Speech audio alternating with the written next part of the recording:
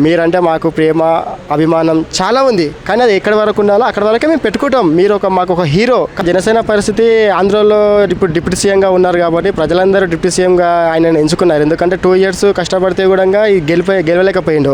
అప్పుడు 2 years గెలుపు ఓటమి అనేది ఎంత ఇబ్బందికరంగా ఉంటుందో, గెలుపు వచ్చాక ఎలా ఉంటుందో, ఓడిపోతే ఎలా ఉంటుందో తను బాగా అనుభవించిన వ్యక్తి కాబట్టి ఇప్పుడు డిప్యూటీ సీఎంగా ఉన్నప్పుడు తను ఆంధ్ర రాష్ట్రం అంతా మంచిగా చూసుకొని నెక్స్ట్ రాబోయే ఇప్పుడు డిప్యూటీ సీఎంగా ఉన్నాడు, మీరు ఇంకా బాగా చేస్తే ఇంకా డెవలప్ చేస్తే నెక్స్ట్ సీఎంగా వచ్చే అవకాశం కూడా ఉంటుంది.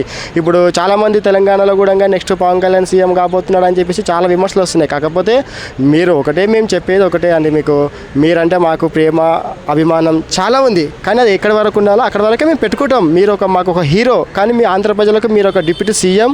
మీకు ప్రజలు మిమ్మల్ని నమ్మి చాలా సమస్యలు మీ ముందుకు తీసుకొస్తున్నారు కాబట్టి మీరు వాటిపైన ఫోకస్ చేసి ప్రజలందరికీ మీరు తోడుగా నిలబడి నెక్స్ట్ వాళ్ళందరి ముందు సమస్యలన్నీ పరిష్కరించి నెక్స్ట్ ఏ నియోజకవర్గమైనా సమస్య చూడకుండా మీరు డిప్యూటీ సీఎంలో ఉన్నారు కాబట్టి ఏ సమస్య వచ్చినా నేనున్నానని ఒక ధైర్యం చాలా ఇచ్చారు. వాళ్ళందరూ నీ వెనకాలే ఉన్నారు.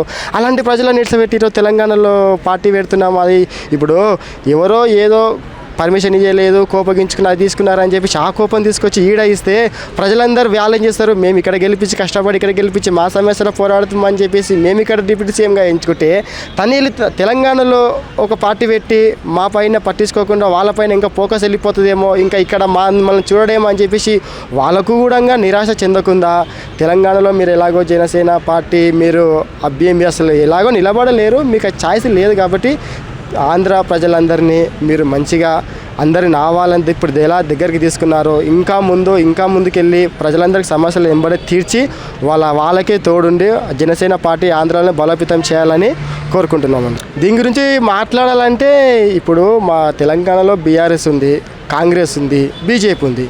ఇవన్నీ మేము తెలంగాణ ప్రజలం కాబట్టి ఒక పార్టీ నుంచి ఒక పార్టీకి విమర్శలు ఎంచుకుంటాం. అది మాకు కొత్త ఏం కాదు. ఇప్పుడు వేరే వాళ్ళు వచ్చి మా రాష్ట్రం పైన ఇట్లా ఏదో చేయాలని చూస్తే మా పార్టీ వాళ్ళు ఎందుకు ఊరుకుంటారండి? మా తెలంగాణ రాష్ట్ర వాళ్ళు ఊరుకోరు. స్టేట్కి ఏదన్నా ఇబ్బందికరంగా ఉంటే అందరం ఒకటోయి స్టేట్ని కాపాడుకునే దిశగా మేము మారుస్తామే తప్ప మేము కొట్లాడి వేరే వాళ్ళ చేతులు పెట్టాలంటే అసలు కానే కాదు. ఎందుకంటే మేము కష్టపడి తెచ్చుకున్న రాష్ట్రం మాది.